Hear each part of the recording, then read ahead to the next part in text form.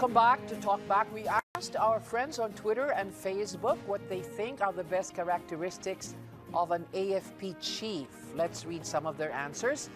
Veteran journalist Glenda Gloria tweets, I invited her, but she declined my invitation, so she tweets, the AFP chief must stay for at least 3 years. Even if you put a genius or a saint as AFP chief, what can he achieve in 9 months? A student council president needs a year. If a crisis erupts before the end of a short term, would that justify extending it? Then the problem gets worse. On Facebook, Janice Paulino says the AFP chief must be God-fearing, selfless, and possess remarkable integrity, honesty, and sincerity in serving our country. Somebody who will not put the AFP and the PMA to shame. Dapat may puso at may konsyensya. And finally, Pam Red says he should not have a wife who is a shopaholic, who is into ballroom dancing, and who loves to travel to buy houses. His wife should keep a low profile. We also asked the men and women of the streets what they think are the best characteristics of an AFP chief. Here's what they have to say. Para sa akin, ang katangian ng isang mabuting AFP chief ay tapat sa sinumpa niyang tungkulin at saka meron din siyang matinding sense of morality at saka sa sarili niya, buo yung loob niya. Dapat po ang AFP chief hindi po nasasangkot sa human rights violation. Yung para sa akin, siyempre alam naman ng mga tao yung katingian talaga ng isang mabuting namumuno. Pero gusto kang magandang alalahanin na yung mga taong nasa pwesto, serbisyo yung ginagawa nila sa mga tao. Now with us, former Congressman and House Defense Committee Vice Chair Rufino Biazon. We also have Chris Yabes. She's author of many, many books, one of which is Peace Warriors, On the Trail with Filipino Soldiers. And we also have Marites Vitug. She is the editor-in-chief of Newsbreak. Good evening, and thank you for joining us. Thank you for having Congressman, what are you doing now? Well, I'm involved in the office of Congressman Biazon, my Your father, Yeah. okay. So what do you think of General Oban? Was he a personal choice of you, of He's the Biazon family? He's acceptable. He's non-controversial. He's a professional soldier, and I think he knows how to deal with the stresses of the job. Okay, but does he have the qualities that you personally, if you had a chance in picking, what would be the most important quality that you would like to find?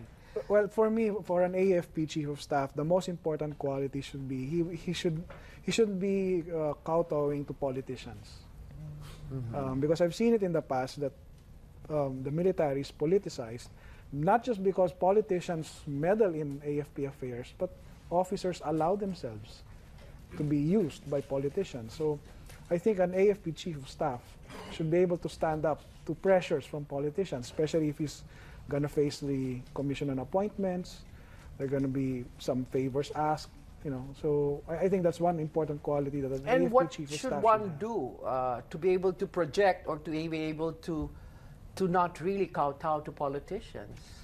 What would they normally ask these generals to do for the politicians? Assignments of officers.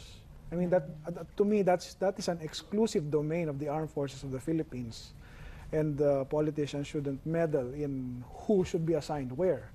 Because politicians would always make those recommendations based on their interests as political figures in their localities. Have you done a survey on all of the NOLCOM, the SOLCOM, all the COM guys who area command, the area commands, and are they political choices more or less? Given the profile of all of these guys?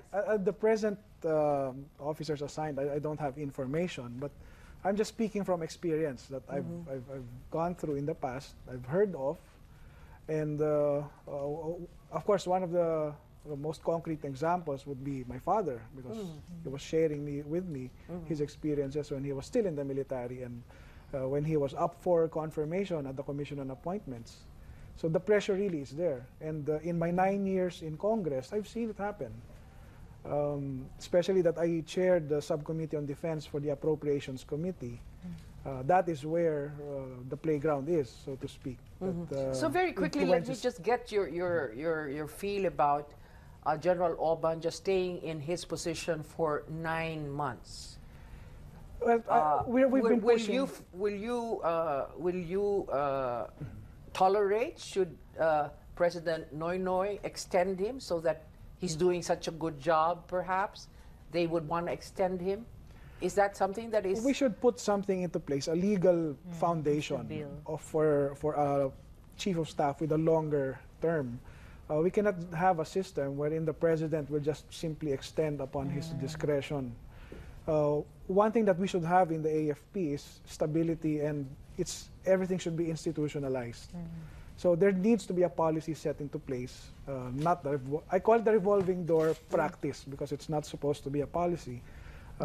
What we should have is a longer term for the AFP chief of staff. And that's what we've been pushing for the past. Have you looked into this, Marites, and maybe figured out what would be the way to manage the length of tenure of one chief of staff so that the chief of staff could accomplish something significant? I agree actually with Congressman Biazon. I think you filed, was it your father who filed the bill? We both filed it. Both of them filed the bill providing a fixed tenure of 3 years for the chief of staff. I support that idea because I remember under GMA, she had 10 chiefs of staff in 9 years. So what happened to the reforms? The blueprint is there, but who will implement it? What I'm surprised about is that President Aquino said this afternoon that this is not a revolving door thing. So because the policy is going to be continued, the program started by General David will be continued by General Orban. But I think the issue here is continuity of leadership of a person. I mean, if you're there for 8 months like David, did he do anything really? I mean, let's be honest. No? What did he really contribute to the armed forces in 8 months? During the crisis, at the mini crisis, because it happened in the past, but when the exposés rather, of Rabusa, etc., no? We heard all this on TV. Where was General David? He was traveling, saying goodbye to his counterparts in Southeast Asia. I mean, what has he done? I don't want to be harsh, but maybe I am. But let's be realistic. Yeah, and see what somebody can achieve in 8 months. 8 months. So if the 3-year term of office is put into law, would a credential of a General Orban who is retiring in 9 months, and if he is appointed, he sits for 3 years? Ignoring the retirement and the forced retirement or the length of stay one should have in the military. If a fixed term would be, policy would be passed, General Orban wouldn't be a beneficiary to that. And he cannot even be appointed. He shouldn't be appointed. No, he cannot be appointed. So all of those, when that law comes into force, you will be skipping a lot of people who are no longer within the 3-year prescriptive period. So you would, how do you intend to get passed into law even? That's been one of the opposing arguments because of the skipping of 2 or 3 classes of the PMA if we pass that policy. But reform is really tough. If we just accept that resistance, how will we? No, but maybe there is something that can be, thought about as far as getting around so that people will still have an opportunity to become the chief of staff. They have other opportunities for career advancement because you can be appointed as a service commander. Chief of Staff, Armed Forces. The requirement there is, if I remember correctly, at least you're not retiring for the next 1 year. You can be a service commander. So you can still be a service commander. But that's still a significant position. Okay, Chris, you wanted to say something? No, I was thinking it's also a matter of strengthening the Board of Generals Like if they know what they're doing, they know the officers, right? They know the officer corps. So if they would just study who are the best officers, you know, if they can do a deep selection, you know, I mean, I was just thinking after the president, I mean, after Noynoy became president, that would have been the time to strike, you know, to really make reforms. But he chose Secretary Gasmin because he's more comfortable with that. That's his comfort zone. You know, to say, well, this is the guy I've known for a long time, let him stay there because he knows the military. But General Gasmin is basically a traditional guy, old school, that where you get to choose people that you've known for a long time. I mean, in the field, it's like that. You choose people you know and you will stick to it. You will not, you know, try to do a guessing game by choosing someone new. So I think maybe if the Board of Generals, you know, is really professional and if it's strengthened, they would know who to choose. They would know who among the officers to choose. Then there won't be any more of this, you know, maybe, yeah, let's choose this guy because I know him, or let's choose him because he served with me. You know, they would know.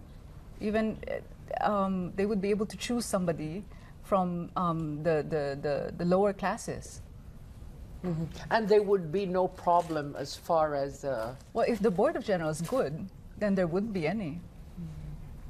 You know, what kind of an input will the Board of Generals... Well, they would look at their professional record, their service reputation, the amount of time they have left, where they've gone, how they've served.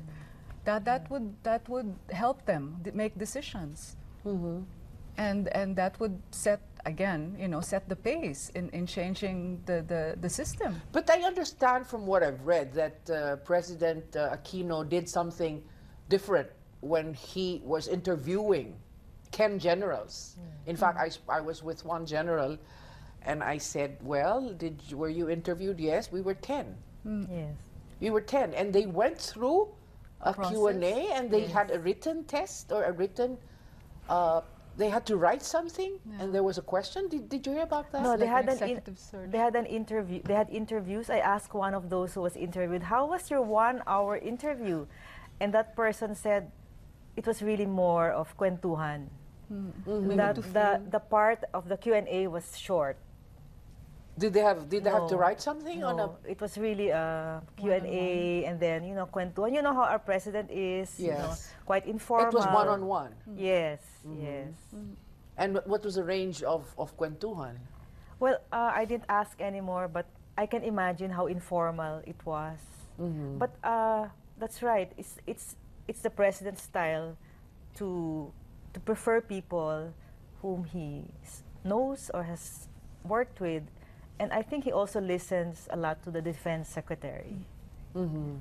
Yeah, because even if he had 10 choices, how come we have this General Oban, although he's non-controversial, he's good, no integrity questions, but again, how about the reform issue, the stability issue, you know?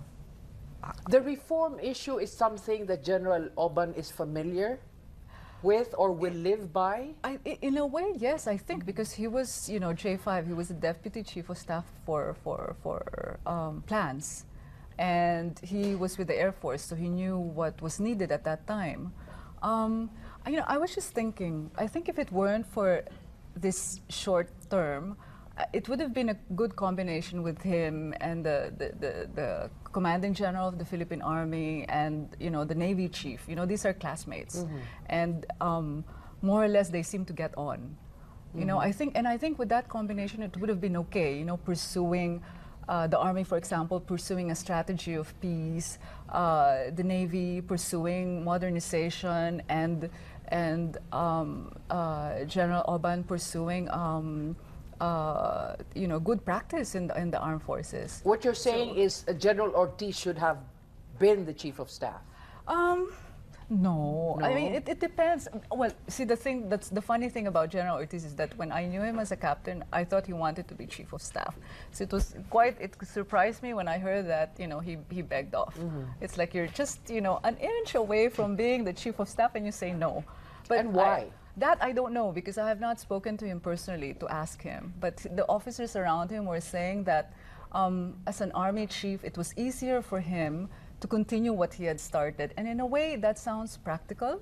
It's also admirable, you know, for him to say, okay, I started this in the army kasi nga mahirap yung reforms, di ba?